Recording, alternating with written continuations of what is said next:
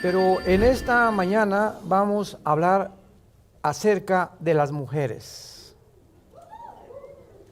No se pongan tan contentas, ¿eh? No, mi esposo ahorita me dijo, te suplico, por favor, sé misericordioso. Le dije, mi amor, no te preocupes, le digo, es la palabra de Dios. Y una de las cosas más maravillosas de la Biblia es que ahora sí, como en México decimos, a mí que me esculquen. O sea, la palabra, y si alguien se enoja o a alguien no le parece, se está peleando contra Dios, porque nosotros no hicimos la Biblia. Así que solamente Dios nos pide que seamos fieles a este mensaje y que lo compartamos. Las reacciones siempre van a ser positivas y van a ser negativas, porque no todas las personas están abiertas en su corazón para recibir y hacer la voluntad de Dios. Muy bien. Vamos a comenzar, aunque ustedes no lo crean, abran sus Biblias en Proverbios 31 y en Tito capítulo 2 y 1 Timoteo capítulo 2. Son los tres pasajes de la Biblia, Proverbios 31 en el Antiguo Testamento, la mujer virtuosa, Tito capítulo 2 y 1 Timoteo capítulo 2. Son estos dos pasajes que vamos a leer y a extraer la sabiduría que Dios ha dejado para las mujeres en estos pasajes, y es maravilloso que puedan las mujeres entender el privilegio que Dios les dio. Porque cuando se hizo la primera promesa en la Biblia, la primera promesa en la Biblia del Mesías que tenía que venir a rescatarnos, a redimir a la humanidad, en Génesis 3:15 se le hizo a una mujer. Esto es impresionante. Y en esta promesa Dios le dice a la mujer que de su semilla, esto es lo más interesante, que de su semilla vendría el Mesías, de la semilla de la mujer. Y de la semilla de Satanás surgiría finalmente el anticristo. Pero lo interesante de esto y lo maravilloso del lenguaje encriptado de la Biblia es que a través de muchos siglos muchas personas de carácter científico comenzaron a interrogar y a burlarse de la Biblia, porque cuando Gregorio Mendel en 1860 comienza a hacer los primeros experimentos con chícharos para postular las leyes de la herencia, la Biblia decía que la mujer iba a tener una semilla, y se descubre que es el hombre el que tiene el esperma. A los que quieren apuntar, esta palabra semilla, siempre que la encuentren, es la palabra hebrea sera, con Z, sera, no Sara, donde compran las mujeres su ropa, sera. Y esta palabra sera es esperma, se tradujo muchas veces linaje o descendencia. Porque cuando ya hasta el siglo XX, de los 50, como ya hemos visto, los doctores Watson y Crick les dieron el premio Nobel de Medicina por descubrir el ADN, el ácido desoxirribonucleico, pues ya se pudo descubrir que hay en cada de las millones de células que tenemos en el cuerpo una información inteligente. Y que en el momento en que los 23 cromosomas de mi papá y los 23 cromosomas de mi mamá se unieron por el esperma de mi padre, si el esperma de mi padre traía el cromosoma Y, estaba determinando que el producto iba a ser varón, porque los cromosomas son los que determinan el género. Y si el cromosoma de mi papá era X, se junta con los dos X de mi mamá, el producto va a ser mujer. Esto es interesantísimo a la luz de la genética de la Biblia. Entonces, cuando la Biblia promete que de la semilla de la mujer iba a venir el Mesías, pues se comenzaron a especular, oye, pero el que tiene la semilla no es la mujer es la receptora del esperma, de la semilla del varón. Y ya vamos a ver que el varón es el que transmite el pecado a través de su semilla del cromosoma Y desde Adán. Ahora bien, si la mujer iba a portar la semilla, inmediatamente se deduce que la entrada del Mesías al escenario mundial sería de carácter sobrenatural. Jesús, el Hijo de Dios, no podía nacer de un esperma contaminado Y del varón. Además, el Mesías no iba a ser mujer. El Mesías tenía que ser varón, por lo que tenía que portar el cromosoma Y. Entonces comenzó la gente a especular cómo aquí la Biblia se equivocó. No es la mujer la que tiene el esperma o la semilla, es el varón. Pero pasaron 3 siglos más o menos, o 4, cuando el profeta Isaías abre un poquito más la revelación, y entonces dice en Isaías que una mujer virgen, en el hebreo es alma en el hebreo es una mujer que no ha tenido relaciones entre los 14 y 17 años de edad, que el Mesías nacería de una virgen. Se complicaba más la cosa. Si es virgen, ¿cómo puede producir a un varón, verdad? Y entonces cuando ya pasan aproximadamente 700 años desde Isaías hasta el nacimiento de Jesús, porque Isaías profetizó 700 años antes de que un ángel llamado Gabriel se le aparece a María, Lucas 1, Mateo capítulo 2, y le dice el ángel a María, María, vas a ser mamá. María estaba comprometida con José, significa que no se habían casado, todavía no venían a Cancún a la luna de miel. Y María se sorprende y le contesta al ángel, pero ¿cómo puede ser eso si nosotros no hemos tenido relaciones todavía? Y entonces el ángel Gabriel le dice a María, el santo ser que va a nacer en tu vientre, su papá no va a ser José, se va a llamar Hijo de Dios. Y ustedes no le van a poner el nombre, porque su nombre será Yeshua, que significa Jesús, que significa el Salvador. Entonces, el nacimiento y la entrada del Hijo de Dios al mundo tenía que ser por la obra del Espíritu Santo. El Espíritu te cubrirá, y esta palabra cubrir aparece 3 veces nada más en la Biblia. En Génesis 1:2, el Espíritu cubría la tierra y comenzó, como esta palabra significa, cuando la gallina se pone sobre sus pollitos, los cubre y los empolla. El empollamiento viene con la cubierta de la gallina sobre los pollitos. Es la misma palabra que el Espíritu Santo, como una gallina, se puso arriba del planeta Tierra y produjo la vida. Toda la vida viene del Espíritu de Dios. La segunda vez que aparece esto es con María. El Espíritu te cubrirá y te hará empollar, con un lenguaje coloquial. Y la tercera vez es para nosotros. Cuando nosotros recibimos a Jesús como nuestro Salvador, el Espíritu Santo, una obra personal, nos cubre y hace nacer, implanta dentro de nuestra alma la semilla del Mesías. Dice 1 Corintios 6, 19 y 20, ¿qué no saben ustedes que son hijos de Dios y que el Espíritu Santo mora dentro de ustedes? ¿Quién es un cristiano? No es una persona que va a una iglesia, que es católico, que es bautista, que es presbiteriano, que es de mormones.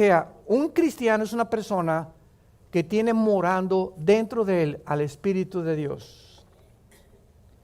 Porque tú puedes pertenecer a una religión o a cualquier conglomerado u organización sin que tengas la persona del Espíritu Santo. Y las iglesias cristianas están llenas de personas religiosas que asisten y cumplen con algunas cosas, pero que no tienen morando la vida de Dios dentro de sus vidas. Se llama el sello del Espíritu Santo, Efesios 1, 13 y 14. Somos sellados cuando recibimos a Jesús.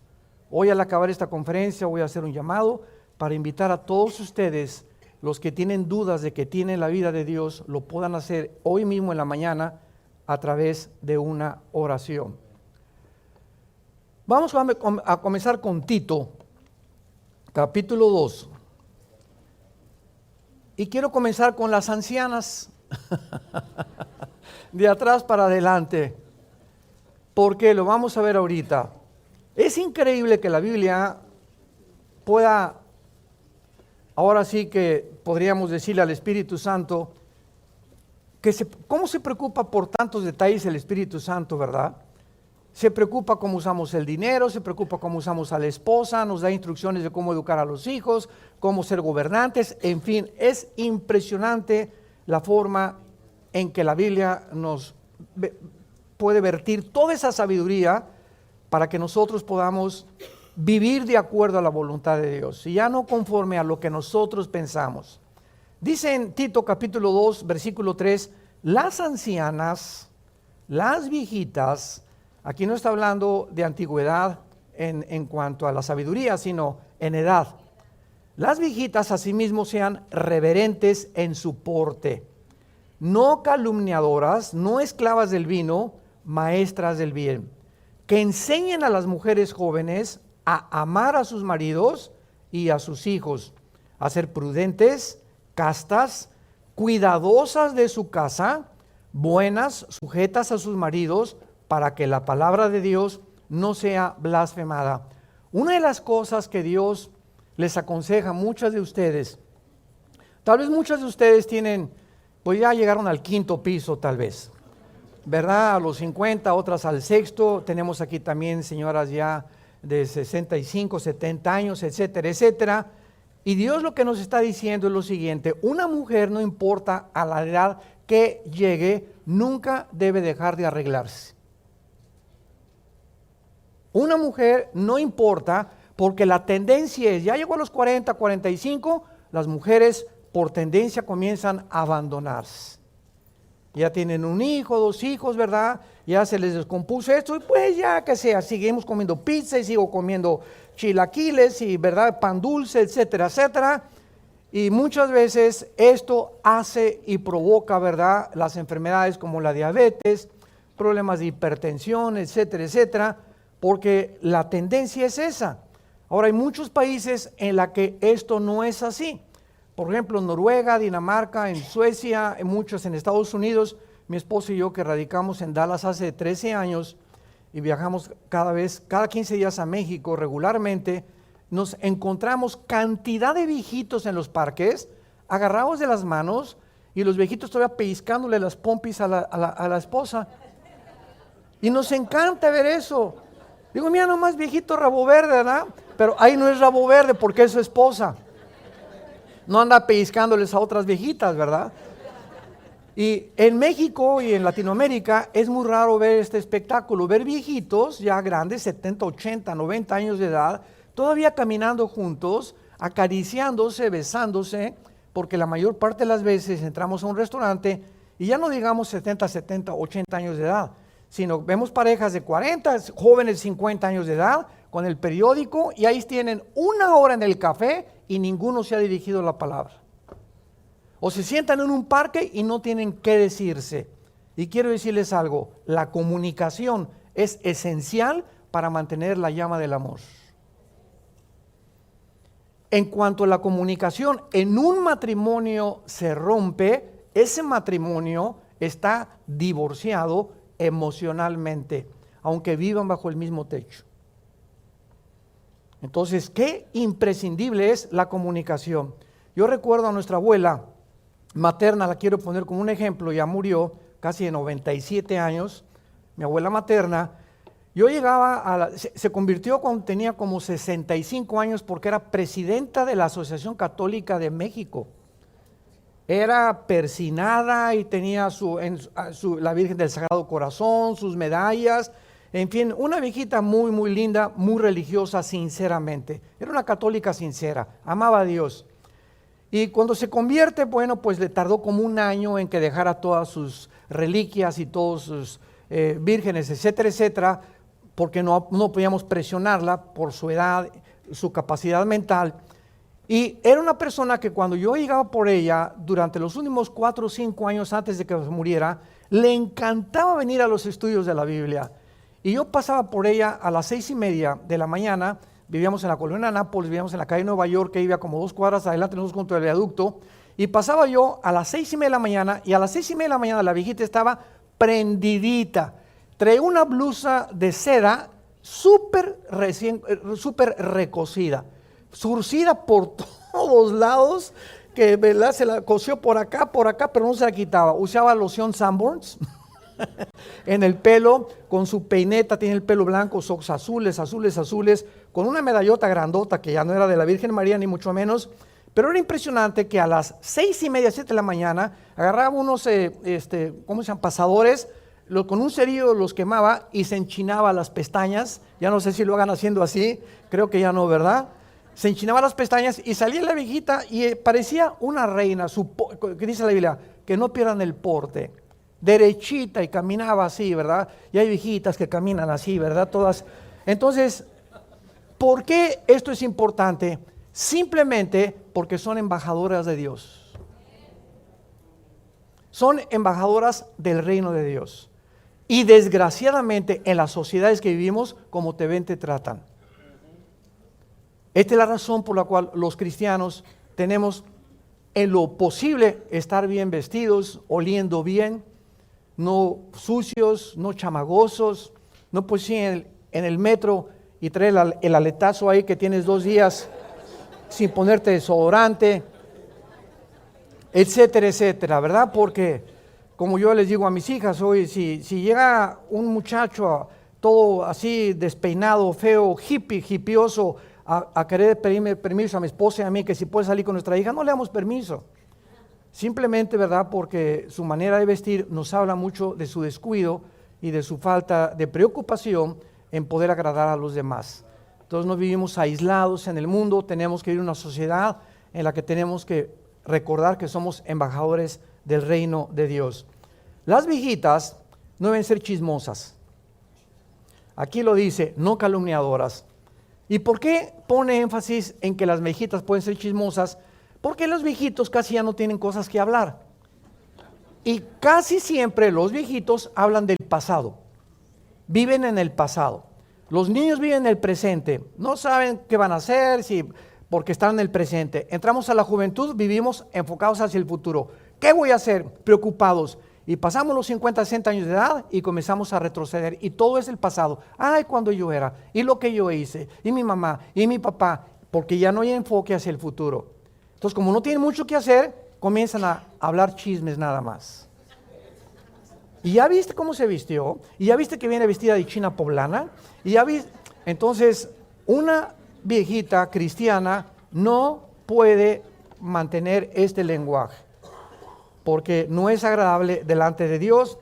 Su responsabilidad es enseñar a las mujeres jóvenes. Enseñar a las mujeres jóvenes a que amen a sus maridos. Esta es la primera vez en el Nuevo Testamento que se enseña que las mujeres amen a su esposo. En Efesios 5 es el esposo amen a sus mujeres. Una vez me dijo una mujer, ya ves, nunca en la Biblia dice que nosotros las amemos a ustedes. Lee Tito 2:4. Ustedes también necesitamos el amor, porque es una necesidad imprescindible también de nosotros. Y que dice la Biblia que sean prudentes, cuidadosas de su casa.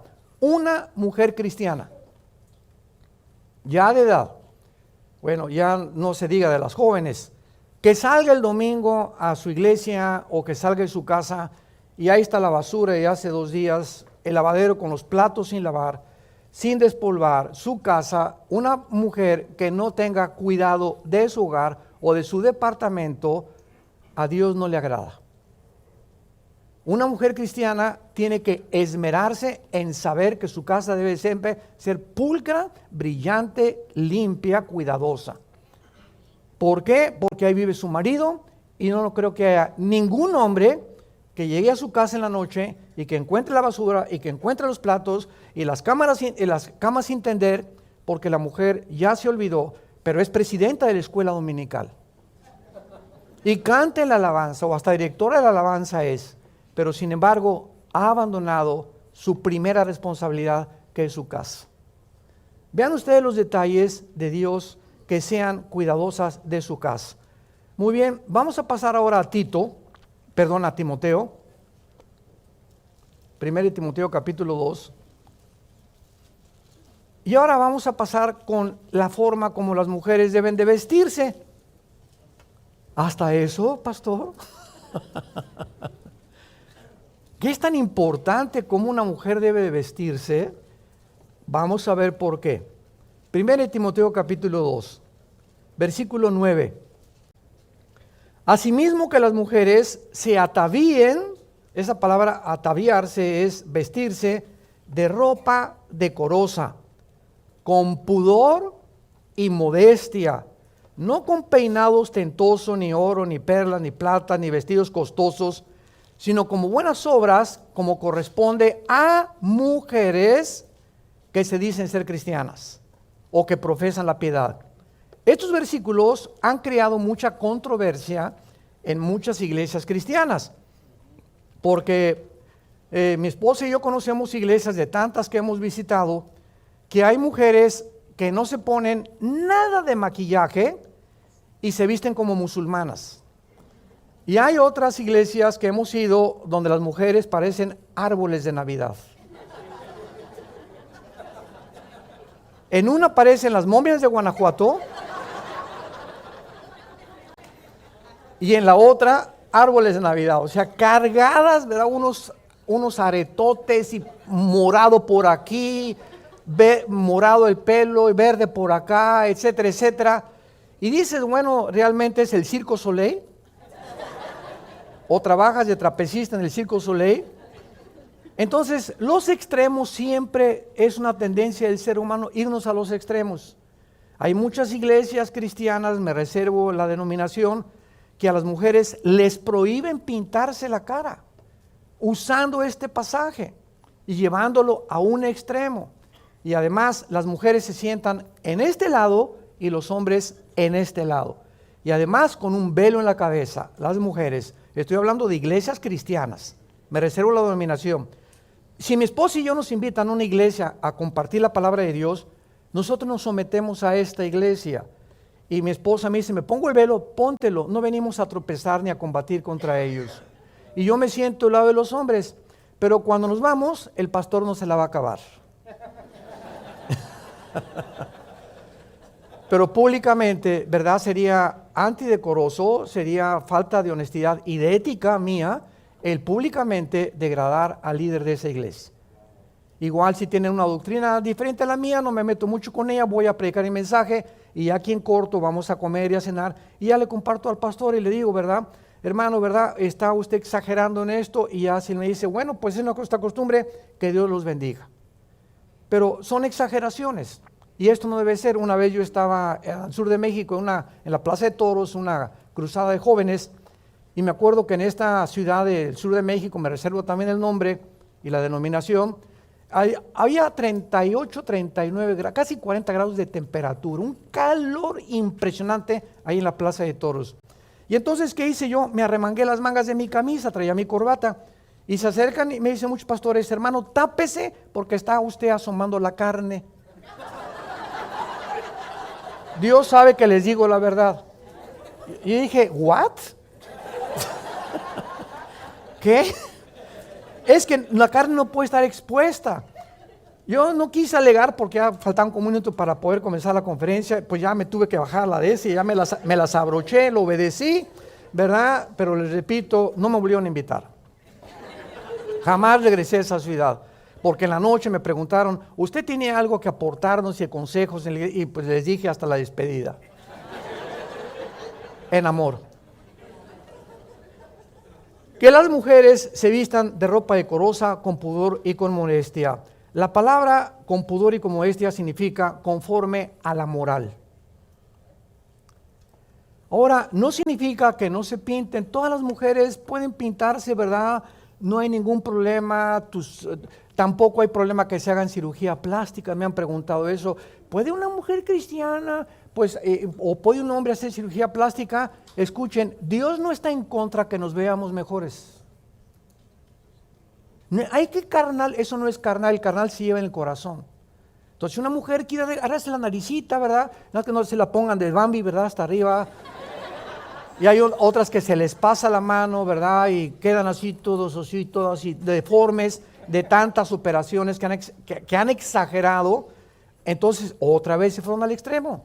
Pero que una mujer, ahora yo consulté a un cirujano de estética muy, muy famoso, cristiano, y le pregunté, oye, ¿tú qué consejo das a las mujeres? Porque esa pregunta nos la hacen a nosotros, Y nosotros tenemos que saber contestar el mayor número de preguntas posibles.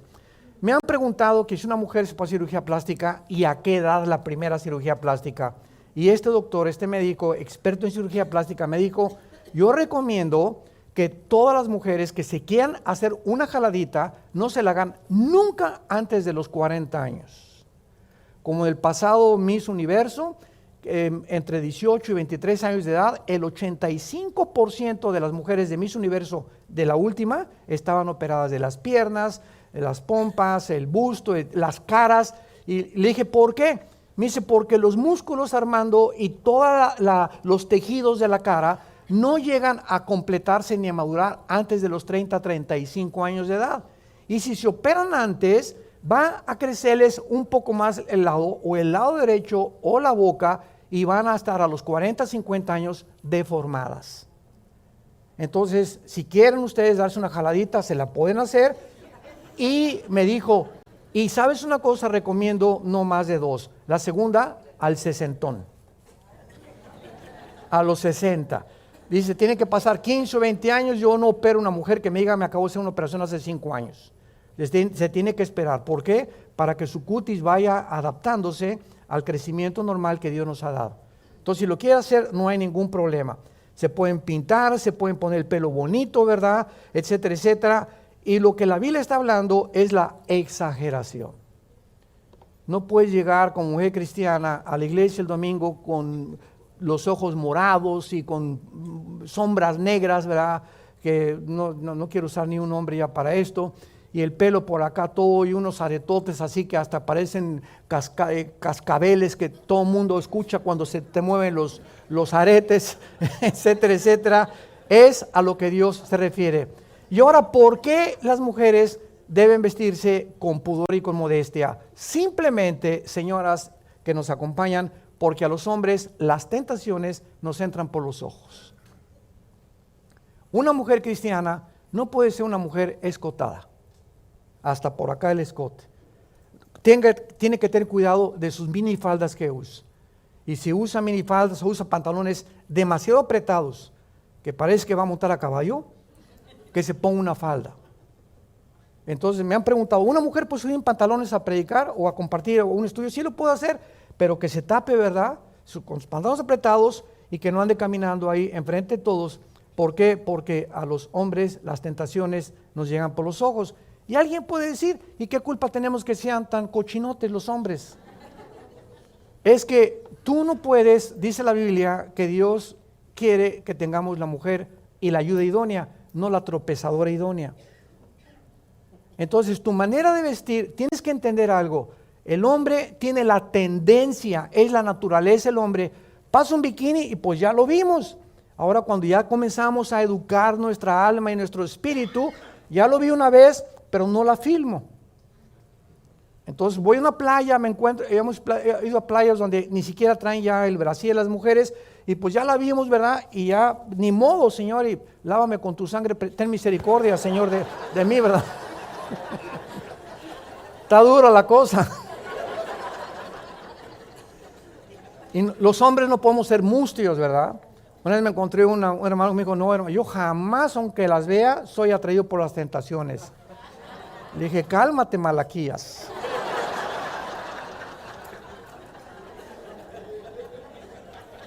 Vayamos a Proverbios, vayamos al libro de Proverbios de Salomón y veamos a este hombre que tuvo 700 esposas y 300 concubinas. Y vamos a ver la experiencia que nos puede compartir Salomón de todo este proceso que él atravesó, que Dios le permitió para vertir en estos libros, Proverbios y Eclesiastés, sus experiencias. Dice Proverbios capítulo 6, versículo 23 en adelante, Proverbios 6, 23, porque el mandamiento es lámpara y la enseñanza es luz, y camino de vida las reprensiones que te instruyen. Fíjense ustedes la razón detrás, para lo cual Salomón nos dice la importancia de guardar la palabra de Dios, para que te guarden de la mala mujer. Para que te guarden, vive en la palabra ten comunión con el Señor para que te guarden de la mala mujer. ¿Quién es esta mala mujer? De la blandura de la lengua de la mujer extraña. La palabra mujer extraña en el original hebreo es tiso, que significa la mujer que no es para ti. El día que yo me casé con Marta, ella se casó conmigo, le tuve que decir a más de 3 billones de mujeres, adiós, de aquí en adelante, este es un ejemplo, no estoy presumiendo. De aquí en adelante esta, igual a ella, ¿verdad? Pues se calcula que son aproximadamente más mujeres que hombres y a la mayor parte adiós. Entonces, de aquí en adelante, este anillo que nos ponen significa que ya no estoy en el mercado. Un hombre casado que no trae el anillo, cuídate de él. Porque esto significa que ya no estamos en el mercado. Ya no hay un menú para ver. Entonces, una mujer mala, una mujer extraña, y estamos llenos de cantidad de mujeres coquetas, seductoras, como lo vamos a ver más adelante, lo primero que ven es las manos de los hombres. Hay unas que ya no les importa si traes o no traes anillo, pero la mayor parte de las veces al ver anillo, y es una muchacha educada en su casa con principios cristianos, sabe que si un hombre trae un anillo y la invita a tomar un café o es su jefe y tú eres la secretaria, no aceptas esa invitación, simplemente porque es un hombre casado. O si usted viene con su esposa, don Pancho, lo acompaño con mucho gusto. Ni tampoco me subo a su carro con usted, ni tampoco acepto ninguna otra invitación a Cihuatanejo con usted. ¿Por qué? Porque esto nos habla claramente de que ya estamos en un pacto con una sola mujer. Para que te guarde de la mujer extraña, no codicies su hermosura en su corazón, ni te prenda con sus ojos. Porque a causa de la mujer ramera, el hombre es reducido a un bocado de pan, y la mujer caza la preciosa alma del varón.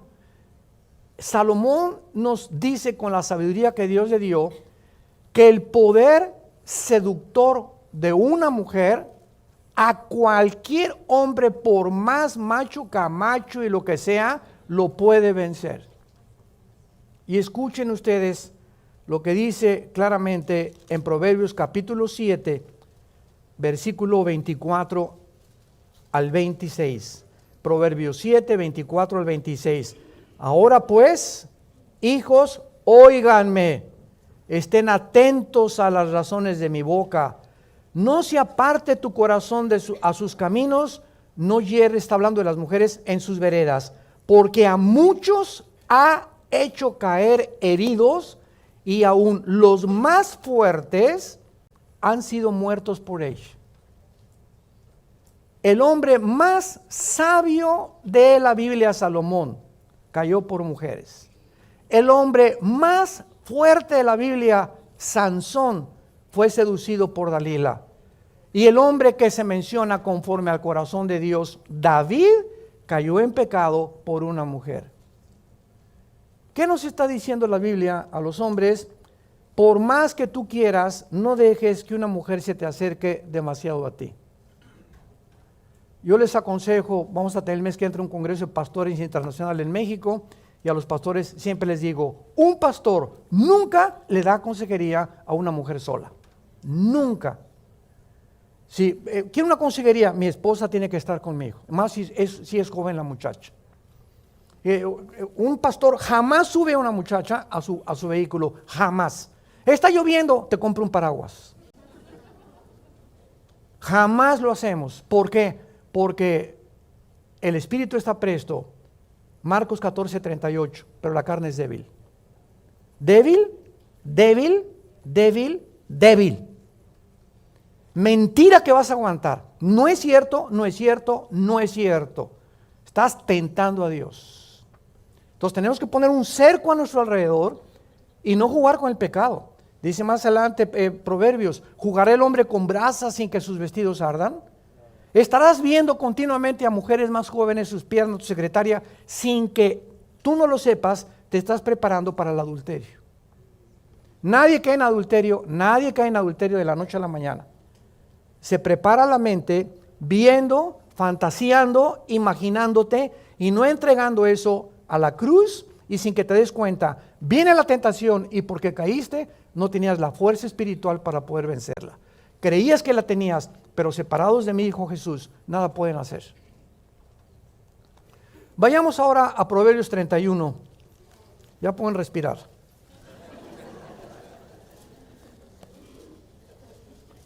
Dura palabra es esta de oír, le decían a Jesús, pero es por el bien de todos ustedes. Dios quiere nuestra felicidad y Dios sabe perfectamente bien de qué calibre estamos hechos, de qué material estamos hechos. Por eso todo el capítulo casi de 7 Romanos, Pablo dice, porque el bien que quiero no lo puedo hacer, sino el mal que no quiero encuentro que muchas veces lo hago, porque he descubierto que el mal está dentro de mí. Traemos una naturaleza pecaminosa que continuamente se opone a la naturaleza espiritual que Dios nos ha dado. Y si yo no fortalezco mi naturaleza espiritual, voy a ser vencido por una mujer. Estamos en la época, en los últimos 20 años, nunca en la historia habían caído tantos hombres de Dios, en toda la historia, por adulterio. Pastores en su iglesia que se fueron con la alabanza, con la secretaria, y siempre preguntan ¿por qué? Porque jugaron con el pecado. Y sobre todo cuando creemos que ya somos famosos, que ya estamos en la televisión, tenemos el derecho y tenemos el privilegio. No, Dios me necesita. ¿Qué estupidez tan grande puede cometer un hombre?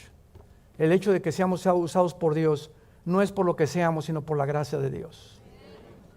Y mientras más seamos usados por Dios y más te bendiga Dios, más cerca de Él debes de vivir. En Proverbios 31, versículo 10 en adelante, la Biblia describe a través de Salomón a una mujer. Esta mujer que se describe es como un modelo que el Espíritu Santo nos retrata, y lo interesante es que se le llama virtuosa. La palabra hebrea chayil, C-H-A-Y-I-L en el hebreo, chayil. La palabra chayil, que se tradujo virtuosa, significa guerrera. Guerrera, que no se da por vencida. Básicamente, en el arameo es que no se rinde. En el hebreo es que es una mujer que enfrenta la adversidad, que enfrenta los problemas, las tribulaciones, porque trae una fuerza interna que nunca la va a convertir en una víctima de las circunstancias. Qué importante es esto. Los problemas que tenemos en la vida nos pueden victimizar. Puedes llegar ahí, pues, mi papá me abandonó y me violó mi papá y nadie me quiere, etcétera, etcétera. Y en ese momento comienzas a volverte enemigo del mundo porque crees que el mundo está en contra de ti. Edgar J. Hoover fue presidente del FBI, fundador y presidente de la Oficina Federal de Investigaciones, FBI en Estados Unidos, y sirvió a casi 5 presidentes, casi 5 administraciones. Y antes de morir, Hoover, independientemente de su vida sexual que él tenía, le preguntaron, ¿qué característica ha encontrado usted en los delincuentes juveniles? Y Hoover contestó y dijo, la característica principal de todos los que se encuentran en las cárceles y de los delincuentes juveniles es que ellos creen que el mundo está en contra de ellos. Y ellos están en contra del mundo. Se sienten que el mundo les debe algo. Mis papás me deben algo. El mundo me debe algo. Y por eso soy como soy. Se victimizan. Y eso es lo peor que le puede pasar a un ser humano. ¿Saben ustedes cuándo se alcanza la madurez? La madurez se encalza cuando la persona llega a entender que nadie es culpable de cómo soy más que yo mismo. Cuando dejas de echarle la culpa, es que mi esposo es el que ha hecho mi carácter, o es mi papá que me violó, o esta persona, o en la escuela, o el gobierno. El día que dejemos de culpar a nadie, soy como soy porque así yo lo he decidido. Se llama en la Biblia la ley de la responsabilidad individual. Cada decisión que yo he tomado va a tener consecuencias para bien o para mal. Y las decisiones que he tomado son las que han provocado y han formado mi carácter. Yo soy el que he respondido de esta manera. Cuando una mujer me dice, es que mi esposo, si tuviera otro hombre que no fuera mi esposo, sería feliz, o viceversa, esa mujer ha creído que el esposo es la fuente y el origen de su felicidad y no Dios. Entonces, como él no la hace feliz, es infeliz. Imagínense nada más. Si no me haces feliz, pues sé tú infeliz, pero yo soy feliz porque mantengo mi relación con Dios. Y te quieres portar como un chango, pórtate como un chango. Pero a mí nadie me va a robar mi felicidad, ni mi paz, ni mi tranquilidad, porque mi felicidad no depende de ti, Pancho, depende de Dios.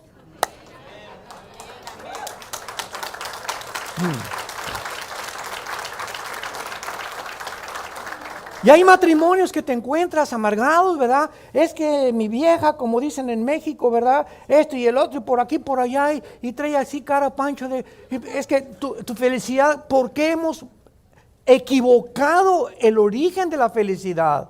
Ningún ser humano nos puede hacer feliz. Echando nuestra ansiedad sobre él, Él tiene cuidado de nosotros. No te dejaré, no temas, dice el Señor, nunca te dejaré ni te abandonaré. Quita los ojos de Jesús y ponles una persona creyendo que tu felicidad o tu dinero o tu suegra o tu hijo te va a hacer feliz. Te equivocas. Nos van a fallar todos los seres humanos. Todos los seres humanos nos van a fallar porque somos imperfectos. Por eso dice Dios, ámame con todas tus fuerzas, con toda tu alma y con todo tu corazón. Entonces no tienes la justificación para estar amargada, ni amargado tampoco. No te victimices. Ya salte de esa cárcel que tú te has puesto. Sé libre. Vivimos bajo la ley de la libertad en Cristo Jesús. Esta mujer virtuosa es una mujer guerrera y veamos algunas características de ella. Porque repito, es la palabra chayil, que significa fuerte, valiente, guerrera, que no se rinde, que no se da por vencida. Ahora, dice el versículo 10, que esta mujer, y pregunta el Espíritu Santo, qué interesante, ¿quién la hallará? ¿Quién podría contestar esta pregunta? Porque el que encuentra esta mujer, dice ahí, que su estima sobrepasa el dinero del mundo. Esta mujer es completamente invaluable por el mundo. Esta mujer es mejor que sacarte la lotería. En otras palabras, ¿quién la hallará? ¿Quién es el que conteste esta pregunta? Es muy fácil de contestar. El que la esté buscando. Yo les digo a los jóvenes, ¿andas buscando novia? Por el amor de Dios, no vayas nunca a una discoteca a buscar novia. No vayas a una iglesia porque nos vamos a cambiar de iglesia porque mis hijos no encontraron aquí novias. No se imagina la cantidad de familias que hay así, ¿no? Entonces, el retrato más grande del noviazgo, de acuerdo a Dios, lo encontramos en el libro del Génesis, cuando el criado de Abraham le va a buscar esposa a Isaac, ¿se acuerdan? Y manda a Abraham a su criado a que le mande, y después de un procedimiento, etcétera, etcétera, encuentra a Rebeca. Pero el cuadro más hermoso que hay en la Biblia, se los comparto a los jóvenes siempre, es que viene Rebeca montada en un camello, toda como antes, ¿verdad? Se tapaban, y dice la Biblia que Isaac se encontraba meditando la palabra de Dios. Nunca Isaac fue a buscar novia. Nunca se preocupó andar buscando con quién. Dios se la trajo en una charola de plata. Simplemente porque si ponemos a Dios en primer lugar, Él nos dará todas las cosas por añadidura. Mateo 6:33. ¿Y cómo venía Rebeca? ¿Con el ombligo de fuera? ¿Con minifalda? Al contrario, venía pero completamente vendada. Y ahora es al revés. Ahora las muchachas se quitan lo más que pueden y hasta le hacen así con el ombligo de fuera, ¿verdad? Tratando de atraer la atención de los muchachos, desgraciadamente, pobre estima de estas mujeres sobre su cuerpo. Y pues sí vas a traer a 100, yo les digo, vas a traer a 100 abejorros detrás de ti. Pero las personas que se acerquen, recuerda una cosa, se van a acercar por tu cuerpo, van a buscar tu cuerpo y no el espíritu que Dios te ha puesto dentro de ti. qué grave equivocación que una mujer quiera atraer a hombres por la forma provocativa en vestirse. La mujer virtuosa sobrepasa todas las piedras y el valor que le podamos dar. Dice el versículo 11, el corazón de su marido está en ella confiado y no carecerá de ganancias. En otras palabras, el corazón de su marido está en ella confiado. ¿Por qué? ¿Por qué son los celos? Hay celos buenos, hay celos malos. ¿Sabían ustedes eso, verdad? Hay un enojo santo o una ira santa, hay una ira no santa. Dice en Efesios, enójate porque forma parte, pero no amanezcas enojado. Nunca permitas 2 días enojado con tu esposo. Ya nos gritamos, ya nos sombrereamos, ya nos discutimos. Ok, procura en la noche, Señor, Padre, perdónanos, mi amor, perdóname, pero no quiero mañana amanecer igual que como nos peleamos hoy en la tarde. Porque cuando el enojo dura 2 o 3 días y no hay perdón en la pareja, abrimos la puerta a los demonios. Se vienen contra nosotros a crear amargura, rencor, y el alma comienza a ser envenenada. Y en cuanto hay amargura, se pierde el discernimiento de la voz del Espíritu Santo. Vienes a la Biblia y ya no vas a entenderla o no te va a poder Dios hablar porque hay un estorbo en tu corazón. Saca de ti el rencor y la amargura para que tu comunión con Dios sea limpia y transparente. ¿Por qué el corazón del hombre está confiado? Hay celos buenos. Si mi esposa me dice, por ejemplo, un día, voy a comprar pan a la panadería, y yo sé que en esa cuadra donde está la panadería hay un grupo que siempre se junta de muchachos no cristianos, no así pandilleros, entonces yo le digo, te voy a acompañar. Ella no me va a decir que porque está celoso, no, te voy a acompañar porque mi celo es evitar que alguien te pueda lastimar. Entonces no la acompaño por un pensamiento de que se va a ir con los pandilleros, sino simplemente para protegerla. Dice Santiago capítulo 4, versículo 4, que Dios es celoso de nosotros. Es un celo santo, nos cela a Dios cuando Él sabe que algo nos va a pasar malo y trata de quitarnos esas amistades que nos pueden lastimar. Ahora, los celos equivocados son la falta de confianza por la inseguridad de que tu esposa o tu esposo te vaya a fallar. Ahora, ¿por qué el marido de esta mujer está confiado? Simplemente porque ella no es coqueta. Porque ella no es coqueta. Si tú vas con tu marido, ¿verdad? Y ves que tu esposa voltea a ver a todos los hombres y por aquí, por allá, pues es una coqueta. Sus ojos tienen que estar en Jesús. Y cuando una mujer se viste y camina así, ¿por qué te vistes así, mi amor? Pareces licuadora como te mueves. Por el amor de Dios, o sea, si te quieres mover, muévete conmigo en la noche. Y la danza de los 7 velos si quieres, ¿verdad? Pero ¿por qué te tienes que mover así o caminar así en la calle donde cientos de miradas de hombres te están viendo? ¿Quieres realmente atraer miradas de otros hombres que no son tu esposo sobre tu cuerpo? No eres una mujer piadosa. Las mujeres que profesan caminar con Jesús tienen que cuidar su manera de caminar, de mirar a los hombres, etcétera, etcétera. Y por eso el corazón del hombre está confiado. Mi esposa, ¿por qué tiene confianza en mí? Ella sabe cuando voy a algún lugar, ¿verdad? Y me lo ha dicho muchas veces. Yo de veras se lo digo sinceramente, aquí está mi esposa el testigo, vamos a un restaurante, vienen meseras en Estados Unidos, la mayoría son muy bonitas en Estados Unidos las meseras, y siempre les hablo de Cristo, pero con ella. Entonces cuando un marido dice, es que me encanta testificar, pero siempre le gusta testificarle a jovencitas. Digo, ya puedes sospechar, ¿verdad? Y entonces una vez mi esposa me dijo, ¿sabes qué me molesta que lo hagas? Ya no lo volví a hacer. Ya no lo, mejor le dije a Caleb o a mis hijos, ¿verdad? Háblenle ustedes a la mesera del Señor. Para evitar, o sea, a mi esposita le molesta, ok, yo no quiero hacer nada que le moleste. Y si ella tiene una actitud también se lo voy a decir y eso nos va a ayudar a poder edificarnos mutuamente. Pero tenemos que estar atentos a eso. Y esta es la razón de los celos equivocados. En el versículo 12 dice que su lealtad es a su marido. le da a ella, o sea, al marido, bien y no mal, todos los días de su vida. Significa, ¿verdad?, que ella, esto es importante, nunca, nunca, nunca, mujer que me escuchas, critiques a tu marido públicamente. Nunca. No te atrevas a hacerlo. Y menos cuando está junto a ti. No hables mal de tu marido, peor todavía. Porque en ese momento tu marido, pues, ¿verdad?, tendría ganas de, ¿qué voy a hacer? Digo, ¿cuánta deslealtad puede una mujer tener?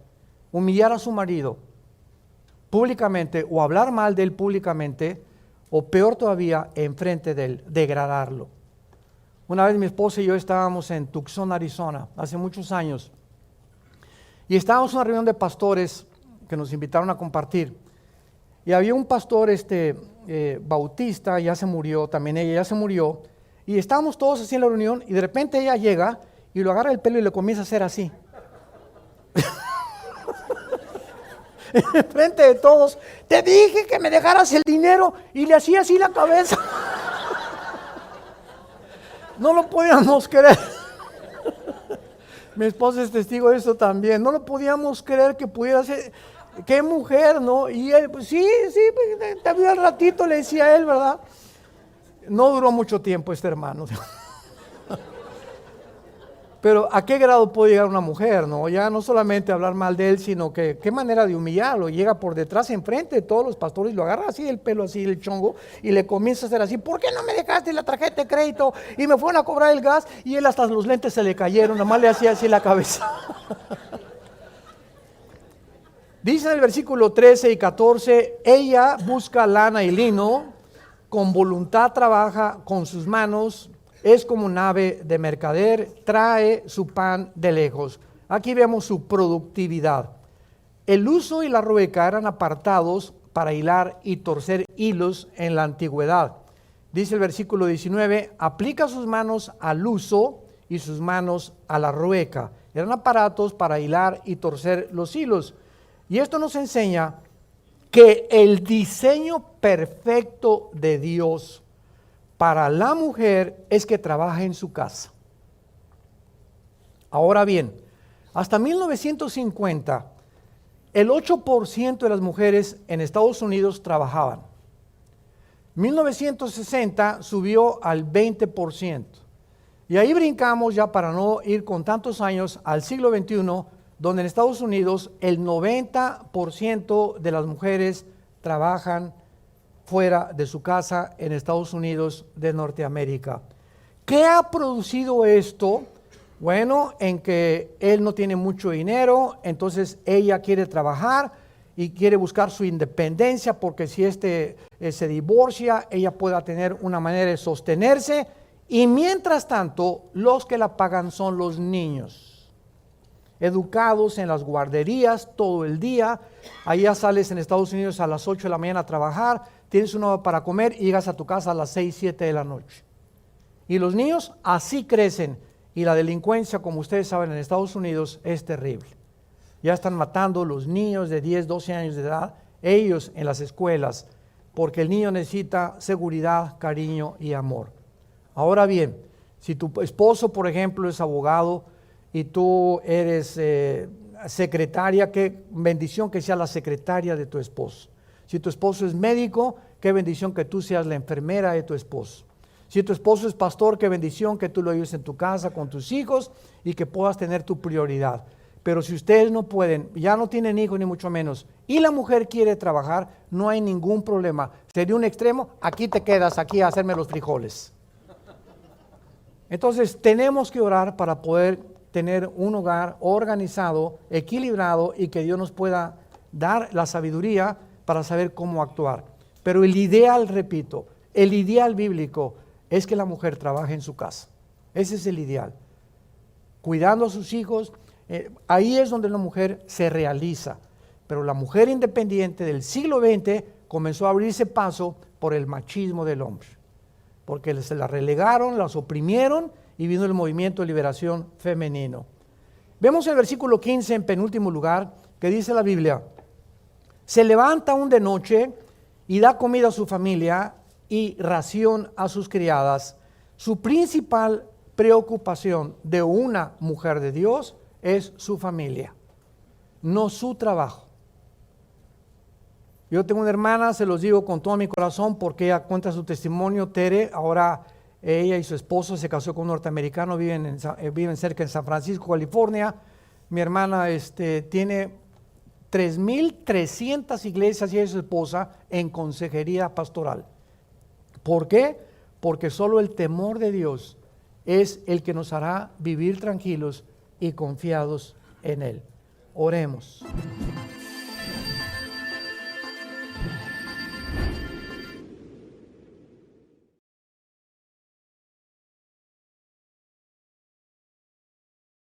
Quiero compartir con ustedes esta serie titulada, que iniciamos hoy, El falso profeta, a los que quiera apuntar, y la imagen de la bestia. El falso profeta y la imagen de la bestia. Mientras más rápido nos acercamos al final de la historia, podemos descubrir la increíble deshumanización que ya predomina en el mundo.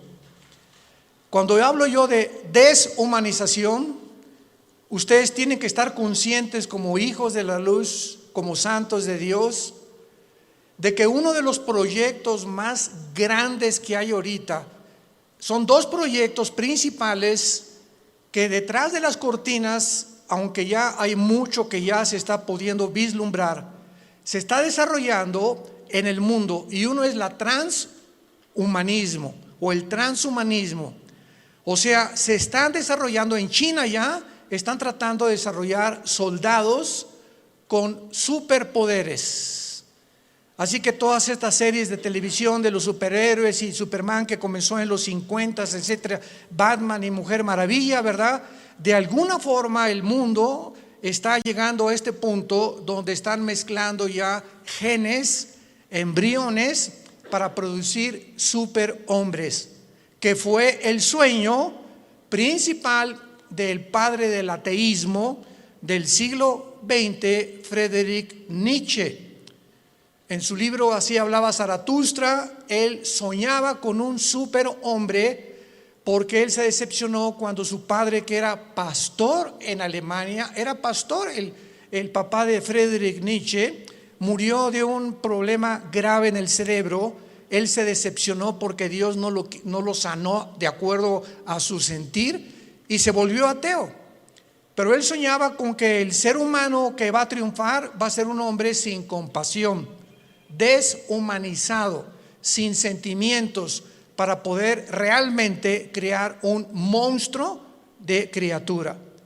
Entonces Hitler absorbe la enseñanza de Friedrich Nietzsche, y Hitler soñó con crear una super raza, la super raza aria, donde todos fueran güeros y de ojos claros. E hizo experimentos con el doctor Mengele, ¿verdad? Como ustedes no tienen idea, que iban a crear un Frankenstein si no hubiera sido derrotada Alemania en 1945.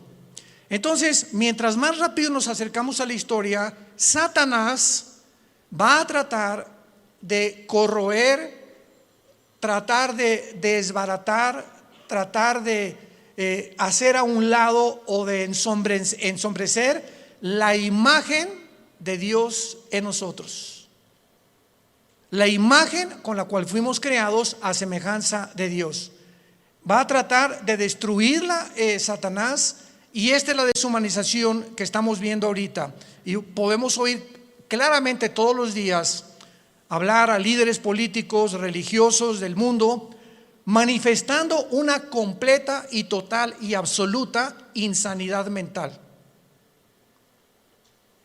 No puedes creer lo que tú puedes oír actualmente de la mayoría de los líderes políticos y religiosos en el mundo.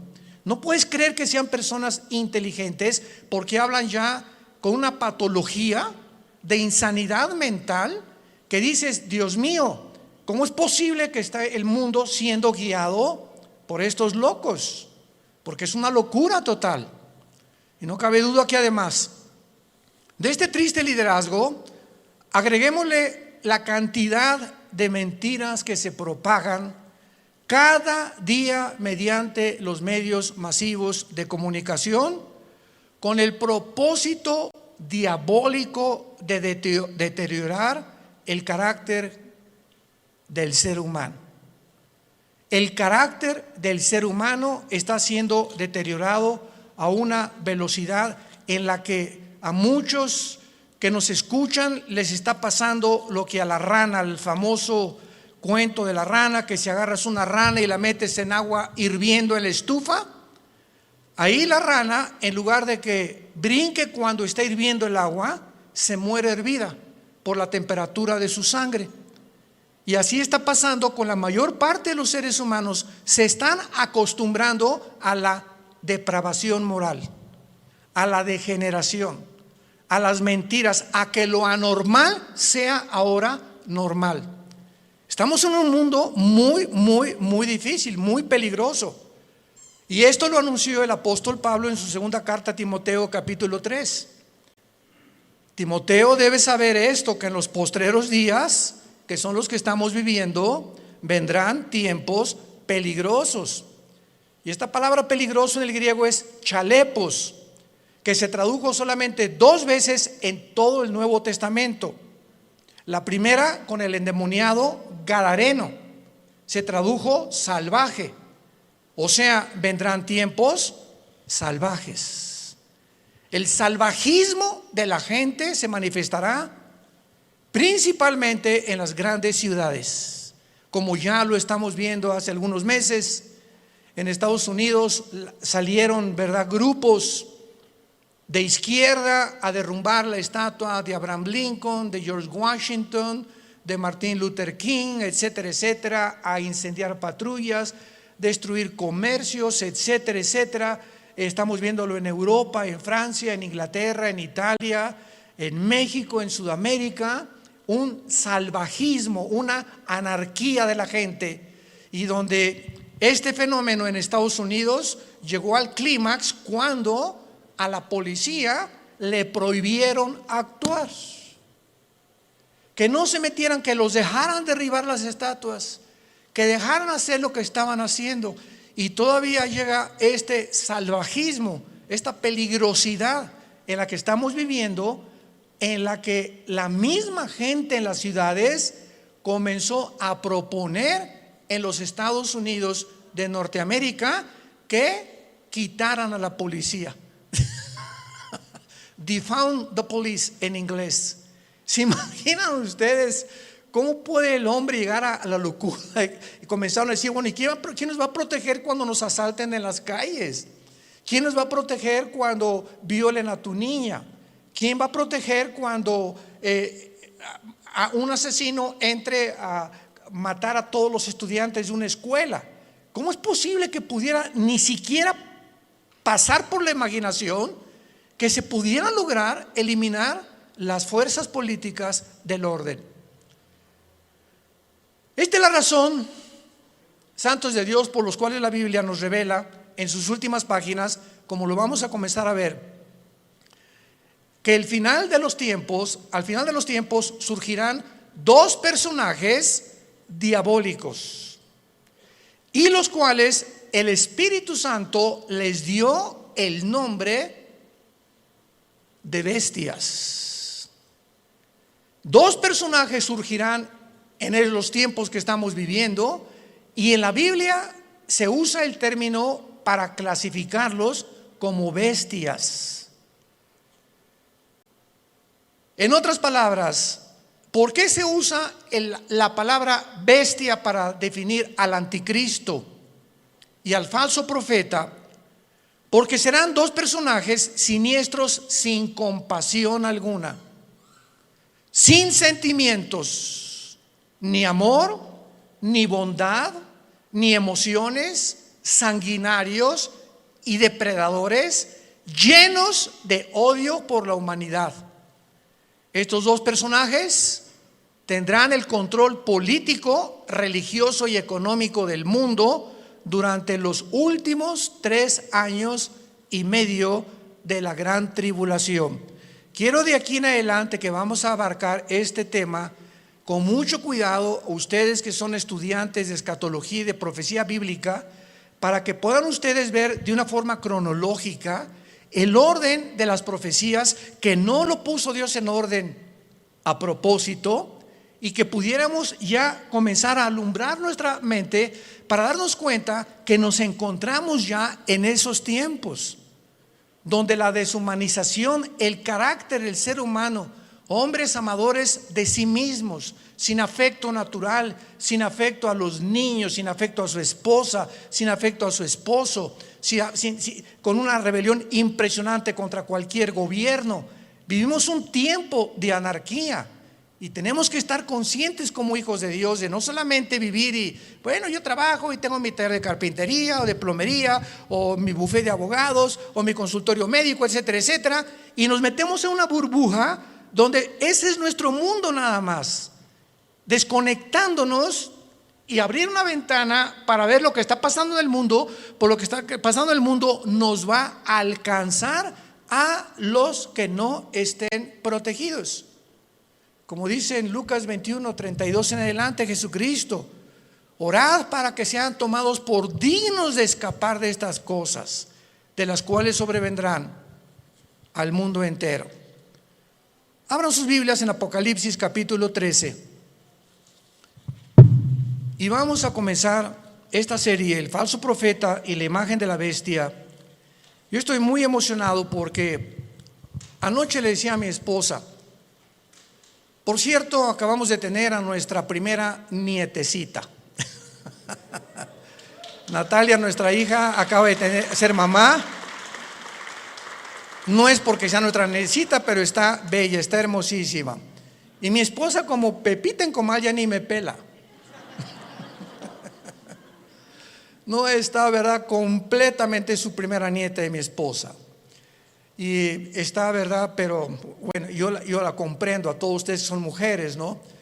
Entonces, pues estamos pasando un tiempo hermoso, ¿verdad? Donde ella no quiso venir hoy a la iglesia. Me dijo que la disculpara ante ustedes, porque me dice, bueno, van a llegar las hermanitas, me van a abrazar, estas cosas, y no quiero contaminar. Me tiene un miedo tremendo a comunicarle algo a su nietecita. No sale ahorita de la casa de mi esposa más que de la casa de ella a la casa de Natalia, mi hija, etcétera, etcétera, y de vez en cuando a un restaurante. Pero es maravilloso que podamos darnos cuenta que estas criaturas que están naciendo actualmente en el siglo XXI, el mundo que van a enfrentar. Impresionante el mundo que van a enfrentar. Y en el Apocalipsis capítulo 13, versículo 11 en adelante, se describe que después de enunciar el Espíritu Santo en el versículo 1, que del mar subió una bestia que es el anticristo, dice: después vi otra bestia que subía de la tierra. Una sube del mar y la otra de la tierra. La bestia que sube del mar, síganme con mucho cuidado, no es el anticristo, es el principado demoníaco que entrará al anticristo. El anticristo va a ser un ser humano como tú y como yo, pero cuando la Biblia habla de la bestia, está hablando de principados demoníacos, como dice en Apocalipsis capítulo 11, la bestia que sube. Ahí nos damos cuenta, esta bestia, ¿de dónde subió? No de la tierra, subió del abismo. ¿Y qué es el abismo? Es la prisión de los ángeles caídos que se rebelaron contra Dios y de muchos demonios. Entonces vemos que alguien de esa prisión va a ser soltado y va a poseer completamente a la persona del anticristo. Entonces el anticristo será bestia, humano. Y esto es interesante porque Cristo fue Dios, hombre. Cristo era 100% hombre y 100% humano. Cristo fue poseído por el Espíritu Santo y lo dijo repetidamente: yo no hago nada como humano, más que lo que veo hacia el Padre, y en el Espíritu Santo echo fuera demonios. Yo hablo no mis palabras, sino las palabras del Padre. Cuando yo voy caminando por la calle, yo no digo, ay, voy a sanar a este cieguito. No, si el Padre no me dice que lo sane, no lo sano, porque no he venido a hacer mi voluntad. Vino a someterse su humanidad 100% a la dirección del Padre. Y si esta Trinidad diabólica, que va a ser el Padre, va a imitar al Padre, Satanás. El anticristo va a imitar a Cristo, porque la palabra anticristo apunta, lo significa en contra de Cristo o en el lugar de Cristo. Implica las dos definiciones. Y el falso profeta hará el papel o jugará el papel del Espíritu Santo, la Trinidad diabólica. Entonces, cuando comenzamos a poner todo esto junto, comenzamos a entender tantas cosas en la Biblia que aparentemente en una lectura superficial no lo podemos descubrir.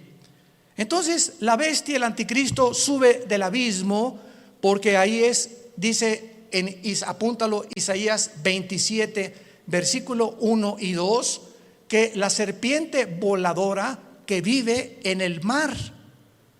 El dragón se le menciona ahí que es Satanás.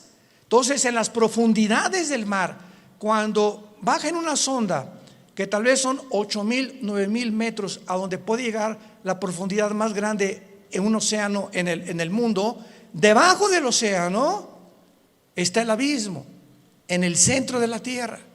Ahí está el Hades, la prisión de los demonios, con compartimentos como es el abismo y el Tartarus, que en 2 de Pedro capítulo 2 se menciona que es la palabra infierno. Entonces, aquí en este planeta, en el centro de la tierra de este planeta, hay 3 prisiones que nadie va a poder bajar. Y es interesante que estamos ya queriendo ir a Marte. Jamás nadie podrá ni siquiera tocar el centro del globo terráqueo.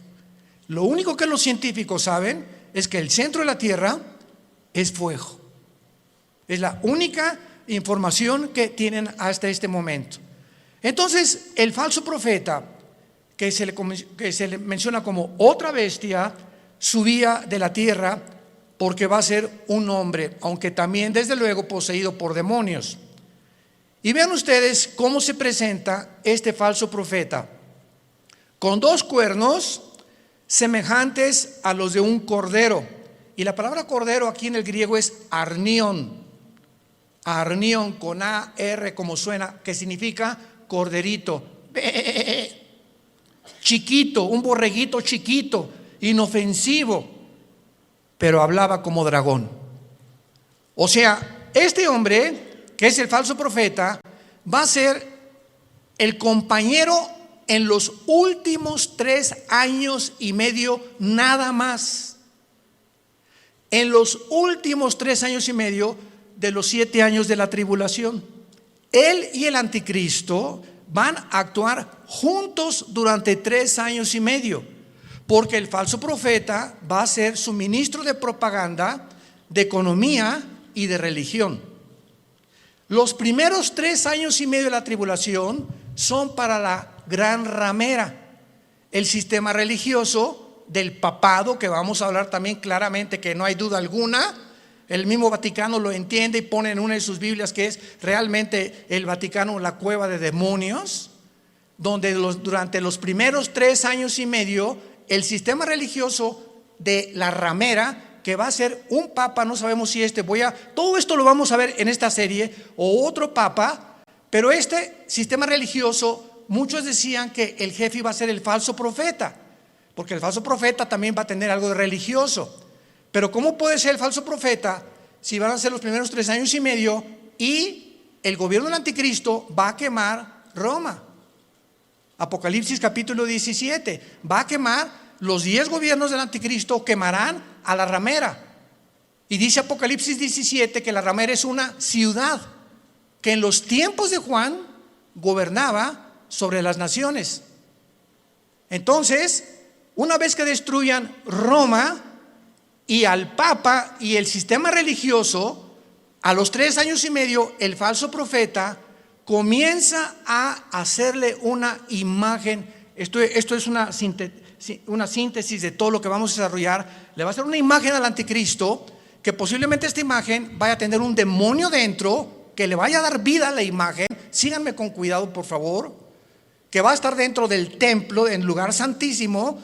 Y a esta imagen va el falso profeta, es el que va a poner la marca del 666. ¿Cuántas veces hemos oído que el anticristo mandará marcar al mundo? Qué grande equivocación teológica. No es el anticristo el que mandará marcar al mundo, será el falso profeta, como lo vamos a ver. Y así se nos van cayendo las vendas y vamos viendo ya más claramente la geopolítica y la forma como la Biblia nos está cada día más alumbrando para poder entender mejor y prepararnos mejor también.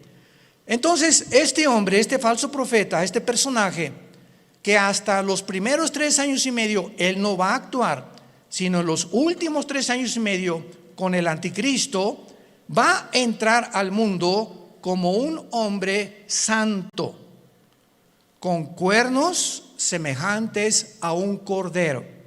Y dice 2 Corintios 11 que Satanás se disfraza como ángel de luz. Nunca Satanás se te va a aparecer ni te va a tratar de engañar más que a través de una apariencia benéfica, bondadosa, que no vas a poder creer por afuera que esa persona pueda traer dentro al mismo diablo. Pero hablaba como dragón, y del corazón habla la boca. Así que cada vez que nosotros expresamos algo con nuestros labios, es porque sale de tu corazón. Lo que tienes en tu corazón lo expresas, lo sacas a través de las palabras. Y como es la condición de tu corazón, es tu vocabulario también. Muy bien, y ahora dice el versículo 12 rápidamente. Esto es repito, una síntesis para ir abarcando esta serie con más detalles. Y ejerce, versículo 12, o sea, el falso profeta va a tener la misma autoridad del anticristo. Ejerce toda la autoridad de la primera bestia en presencia de ella. Y vean rápidamente el versículo 2 del capítulo 13, hablando del anticristo. Era semejante a un leopardo, sus pies como de oso, su boca como de león, y el dragón le dio su poder, trono y grande autoridad. La misma autoridad del anticristo, Satanás se la dará al falso profeta. Y no nos vayamos a sorprender. Vamos a ver más adelante ahorita que el falso profeta va a hacer milagros, va a hacer caer del cielo fuego. Imaginémonos ahorita que salga un hombre en las noticias que haga así y que caiga fuego. ¿Qué es lo que el mundo va a hacer inmediatamente? No, esta persona es o un marciano, o un extraterrestre, o un poder, o un ángel, pero es algo sobrenatural. Y va a imponer la motivación a este hombre para que la gente crea que realmente es el Mesías, o que él puede ser la persona que puede realmente no mentirles al obligarlos a que se usen la marca del 666. Ejerce la autoridad de la primera bestia en presencia de ella, o sea, siempre va a estar junto al anticristo, va a ser un dúo satánico, y hace que la tierra de los moradores de ella adoren a la primera bestia, cuya herida mortal fue sanada. Después vamos a ver que el anticristo va a ser muerto y resucitado, imitando la resurrección de Jesucristo, por lo cual cuando resucite es cuando realmente el mundo lo va a adorar y creer que Él es un Dios. Pero aquí ahorita lo que vamos a detenernos es que dice la Biblia que ejerce la autoridad en presencia de ella y hace que en la tierra y los moradores adoren a la primera bestia. ¿Qué hacía o qué hace el Espíritu Santo? ¿Qué dijo Cristo del Espíritu Santo en Juan capítulo 14 y en el capítulo 16? Cuando Él venga, Él realmente no va a hablar en su nombre, Él me va a glorificar a mí. El Espíritu Santo vino para levantar la imagen de Jesucristo, y el falso profeta que imitará el papel o el ministerio del Espíritu Santo hará lo mismo, hará que la gente adore al anticristo. Vean la imitación impresionante de Satanás, porque él es un imitador. Él va a hacer que adoren a la bestia. Vamos a ver de qué forma va a hacer que la adoren. Y dice el versículo 13: y también hace grandes señales, de tal manera que aún hace descender fuego del cielo a la tierra delante de los hombres, y engaña a los moradores de la tierra, como ahorita el mundo está engañado. Ahorita hay un engaño que está cubriendo desde el polo norte hasta el polo sur, del este al oeste, al mundo y a los seres humanos. Es un mundo de engaño, un mundo oímos que será melón, será sandía, ¿a quién le hago caso? ¿Quién dice la verdad? Unos dicen una cosa, otros dicen otra cosa. Nunca esta confusión había existido. Siempre ha habido confusión, pero no como el año pasado, ni también en este año que comienza. Hay una confusión impresionante de los seres humanos. No saben cómo reaccionar, si puedo hacer esto, si no puedo hacer aquello, si me puedo portar de esta manera. Bueno, es impresionante, y lo más impresionante es la confusión de la falsamente llamada ciencia. La ciencia no es Dios, el conocimiento no es Dios, y ahora Dios ha avergonzado a los científicos ateos, porque la mayor parte de los científicos actualmente son ateos, con todo esto que ha pasado, que no saben cómo explicar esto, cómo explicar aquello, por acá, por allá. ¿Por qué? Porque no es Dios la ciencia. El conocimiento envanece, el amor edifica. Esto es muy importante para todos nosotros. Y dice en el versículo 14: engaña a los moradores de la tierra, mandando que le hagan imagen a la bestia que tiene la herida de espada y vivió, y se le permitió infundir espíritu. Wow, apúntalo ahí en tu Biblia. La palabra aliento es la palabra griega neuma, con P, neuma, que es la palabra que se usa para espíritu. Se le permitió al falso profeta, a la imagen que no sabemos, lo vamos a ver casi al final, si es una imagen compuesta tecnológicamente o robóticamente, o realmente algo que va a crear y que va a meter un demonio ahí para que pueda el demonio, como un ídolo, atraer la adoración de los seres humanos.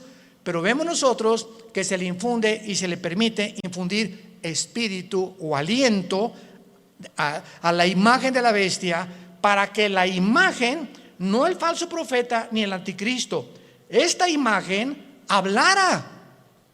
Estamos aquí pisando terrenos bien profundos que no nos habíamos dado cuenta hace muchos años. Por lo menos yo, estudiando la escatología, hasta ahorita me está cayendo, como decimos, el 20. La imagen va a hacerla hablar, y para que hiciera matar a todo el que la adorase. Y esta imagen, ¿saben quién es?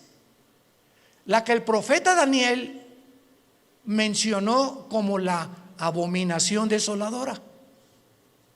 Cristo en Mateo 24:15 les dijo a los judíos que estén en Judea, no a la iglesia, a los judíos que estén en Judea: cuando vean la imagen desoladora que habló Daniel, escápense de Judea. ¿Y dónde está Judea? Ahorita es lo que se llama el Banco Oriental en la tierra de Israel. Y Judea ocupa ahorita donde está la ciudad de Jericó, y es ahorita controlada por los palestinos. Qué interesante que Jesús dijo: no de Samaria, no de Galilea, los que estén en Judea, sálganse y corran, porque vendrá una tribulación como jamás la ha habido. O sea, los judíos que están ahorita en la zona geográfica de Judea, que ocupa Jericó y que está en manos de los palestinos dentro de la tierra de Israel, los palestinos serán los que van a perseguir a los judíos. por órdenes del anticristo. Qué interesante que Jesús mencionó Judea, no Galilea ni Samaria. Se le permite infundir aliento, espíritu en la imagen para que la imagen hablara e hiciera matar. Aquí todos ustedes, cuando yo leí esto hace muchos años, son cosas que uno lee y le das la vuelta a la hoja, ¿verdad? Como que no le entiendo muy bien aquí. ¿Cómo que le va a meter un espíritu? O sea, ¿cómo que el anticristo va a resucitar? ¿Qué tiene el poder de resucitar muertos? ¿Tiene el anticristo, tiene Satanás el poder de dar vida? Miren, hermanos, nunca jamás hemos estudiado a conciencia el poder de Lucifer. Dice en el libro de Ezequiel capítulo 28 que Lucifer, y anoche yo estaba meditando en esto, fue criado como un querubín.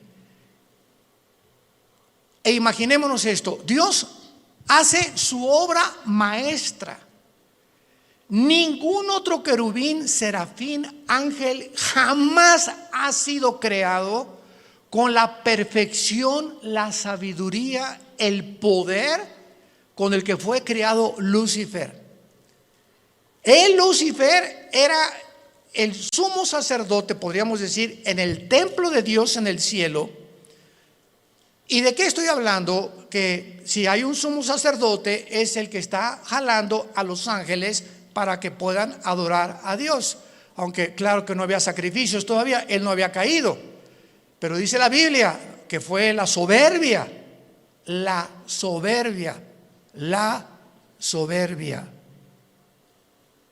que se encontró en él.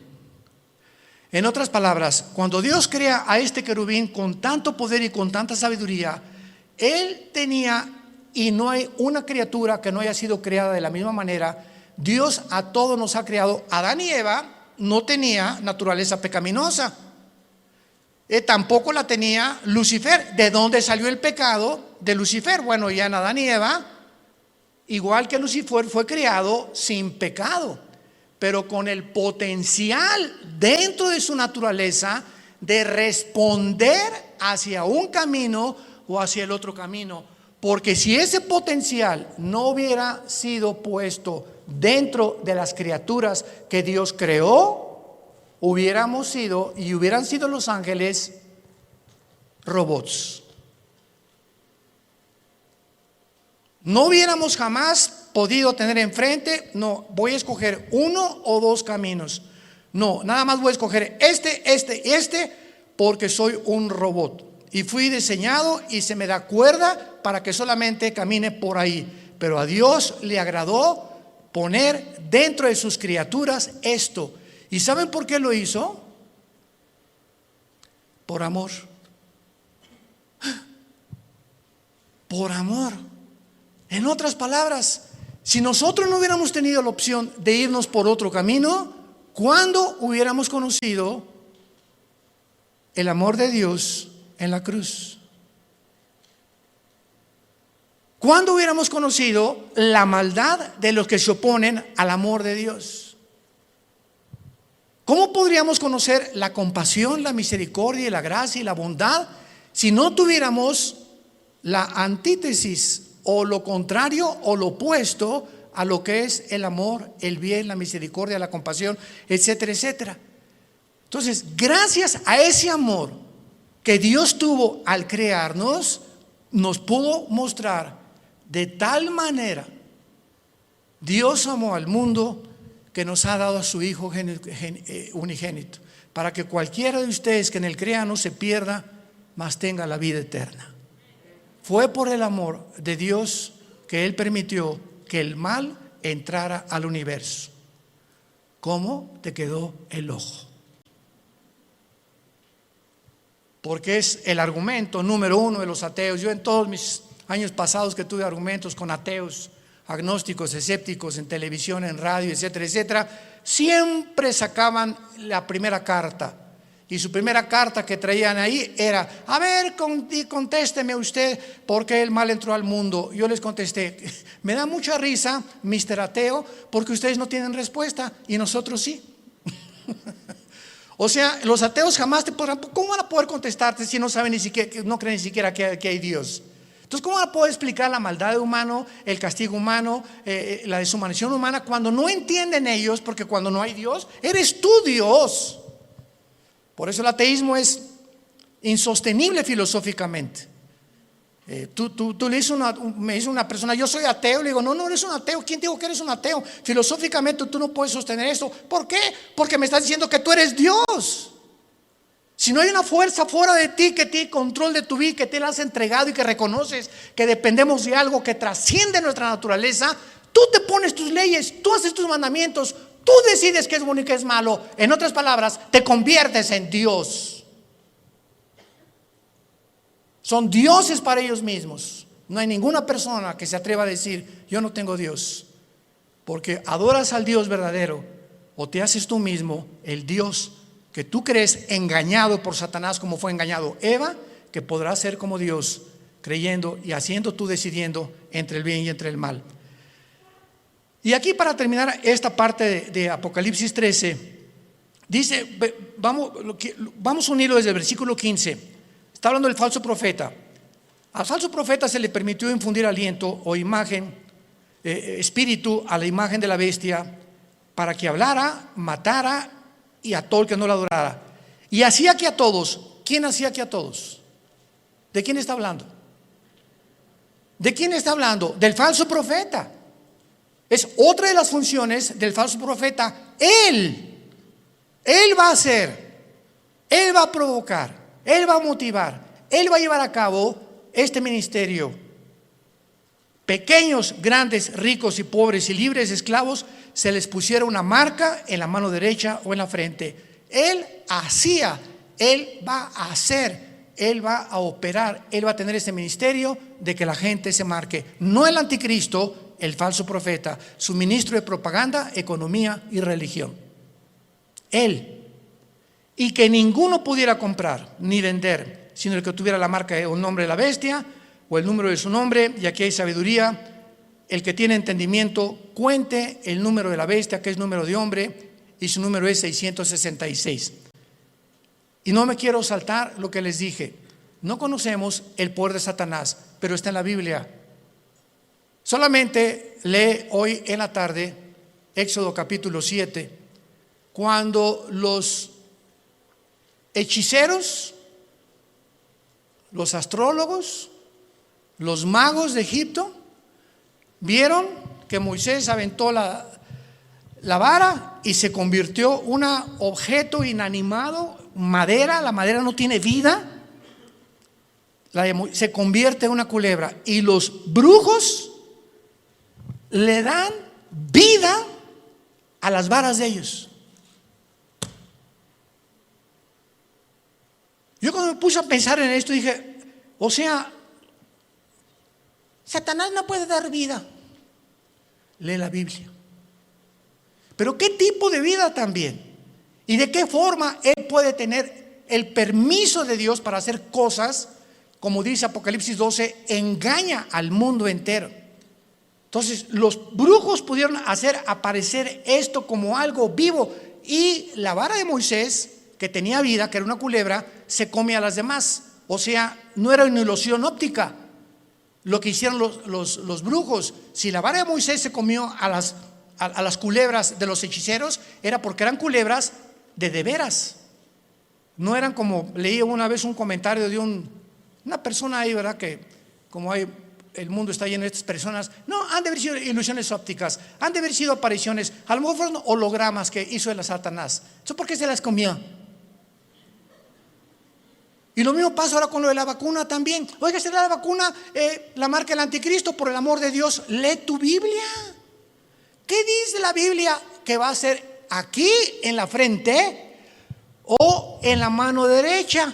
Y las vacunas no las ponen aquí.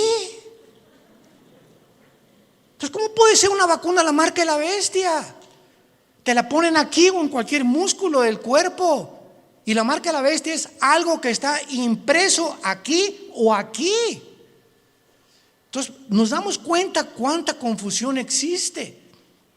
¿Por qué? Porque no hemos vuelto a leer la Biblia como Dios quiere que la leamos, en oración y con mucho cuidado.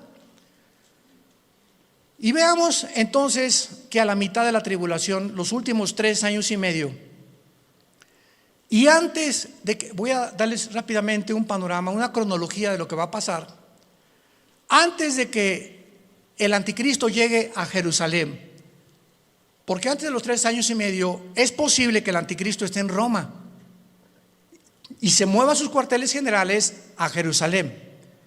Entonces, antes de que llegue a Jerusalén el anticristo, ya estará unido con el falso profeta. Cuando a los 3 años y medio y la ramera fue ya quemada, el falso profeta se levanta con el anticristo y entonces convierte en la tercera persona de la Trinidad satánica. Y estudiamos que durante el viaje del anticristo a Jerusalén, antes de los 3 años últimos y medio, en los primeros 3 años y medio el anticristo asesinó a los 2 testigos.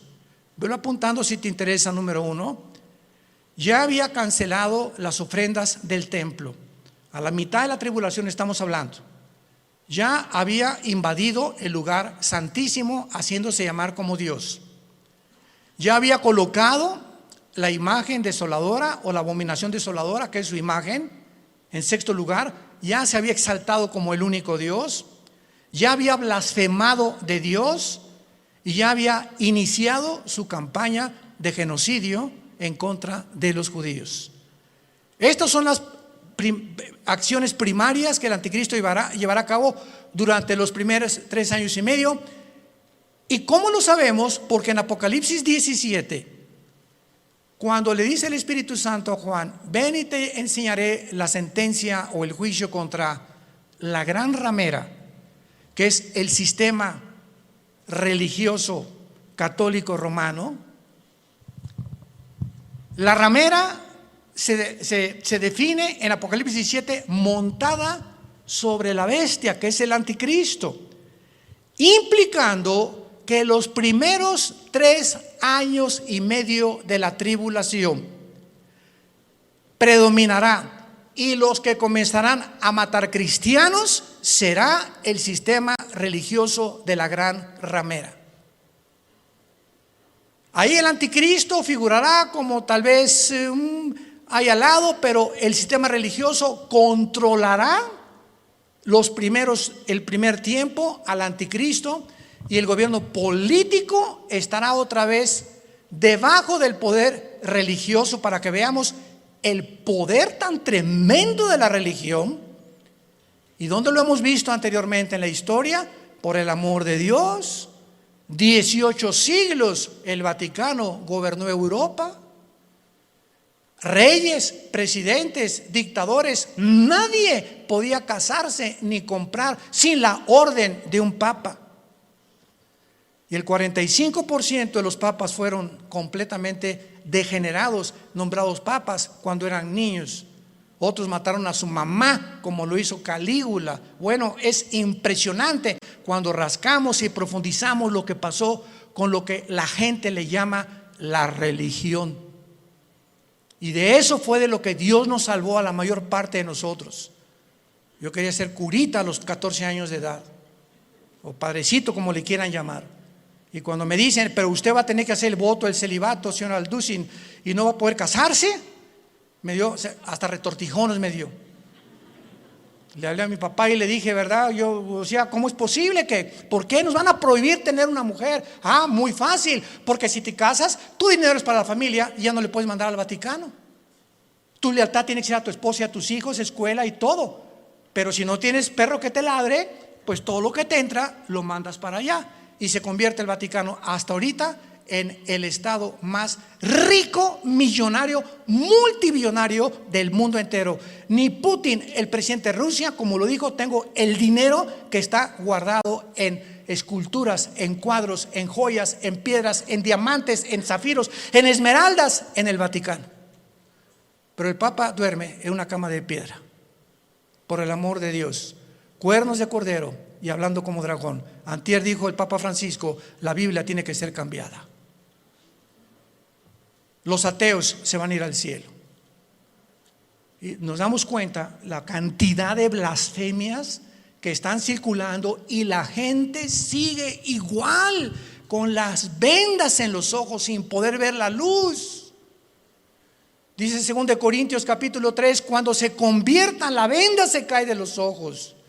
Yo a mí hasta los 28 años, después de haber ido por aquí, por allá, esto y todo lo que busqué en mi vida, buscando qué le dé sentido a mi vida, no encuentro. Los políticos roban, la religión es una mentira, etcétera, etcétera, ¿verdad? Está desesperado en un existencialismo pavoroso. Fue cuando Jesús no se me aparece, pero mi hermano Alejandro me trae la Biblia. Comienzo a leer capítulo 14 de Juan y caigo de rodillas y digo: eres tú, Jesús, eres tú a quien yo he estado buscando desde que era niño, buscando algo que fuera la verdad absoluta, inmutable del universo. Eres tú, Jesús. Y por eso le dije cuando me convertí: no quiero saber nada de nada en el mundo más que conocerte y dedicar mi vida a ti con pasión. Nunca me quites esa pasión por la verdad.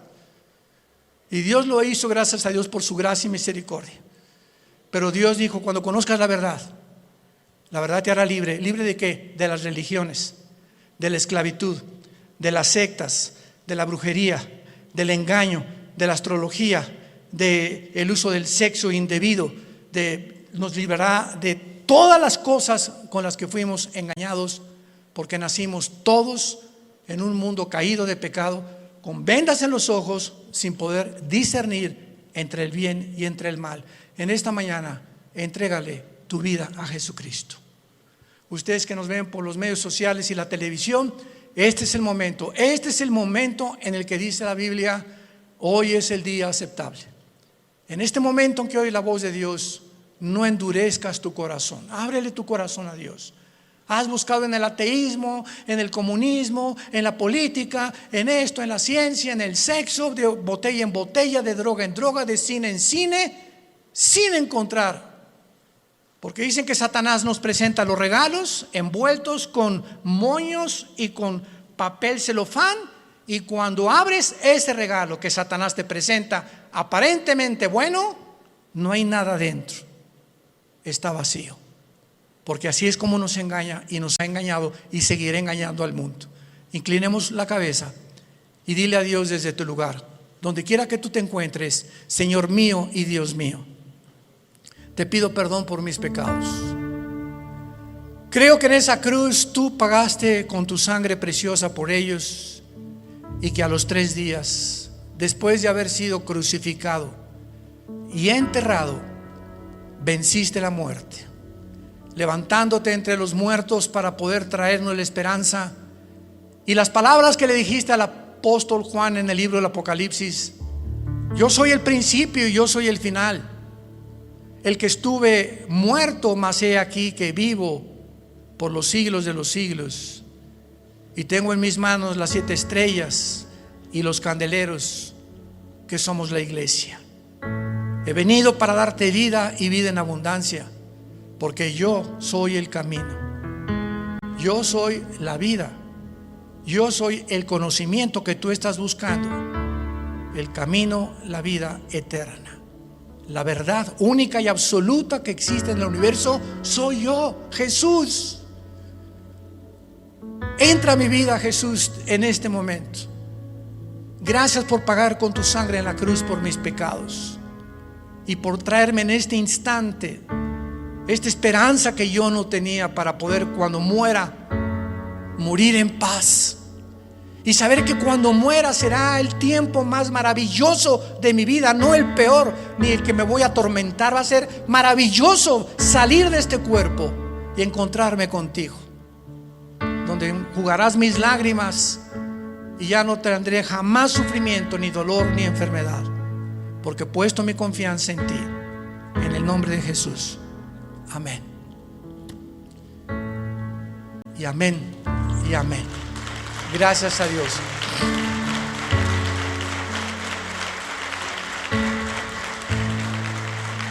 Todos ustedes que en esta mañana han hecho esta oración, sabemos claramente que tienes la vida eterna y el perdón de Dios en tu vida. No importa lo que hayas hecho en tu pasado, Ahorita alguien me puede decir que usted no sabe que yo llevo 20 personas muertas, soy un asesino, soy un drogadicto, llevo 5 abortos, 7 matrimonios. No importa lo que tú hayas hecho, este es el mensaje glorioso del Evangelio. En la sangre, en la vida de Jesús hay perdón. Qué mensaje tan tremendo, saberte en este momento. Tenía esta carga y esta culpa de mis padres, de mis hijos, de mis ex esposos, de lo que he hecho, y ahorita Dios me dice: te perdono. Y no por nada que hayamos hecho, sino por lo que Él hizo en esa cruz. Qué mensaje tan glorioso. Muchos de ustedes han perdido también en esta pandemia seres queridos, y esos seres queridos, muchos de ellos han muerto, sabemos, en Cristo Jesús. Y ahora, durante todo este tiempo que Él me hablaba y me decía: murió tal persona, se los digo con todo mi corazón, me alegraba. Gracias a Dios, el hermano ya está en un mejor lugar, la hermana ya está descansando. Los que sufrimos somos los que nos quedamos. Te da tristeza porque pues la familia que se queda siempre viene el arraigo, ¿verdad? Y el ser querido que estaba conmigo ya no está conmigo, pero el puro pensamiento que ese ser querido está en un mejor lugar, ¿cómo no habría de darnos descanso y paz a nuestra alma? Es una mezcla entonces de tristeza con gozo cuando un hijo de Dios, cuando una hija de Dios va a la presencia del Padre.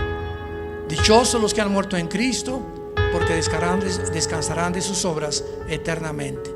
Que Dios los bendiga, que tengan mucha paz.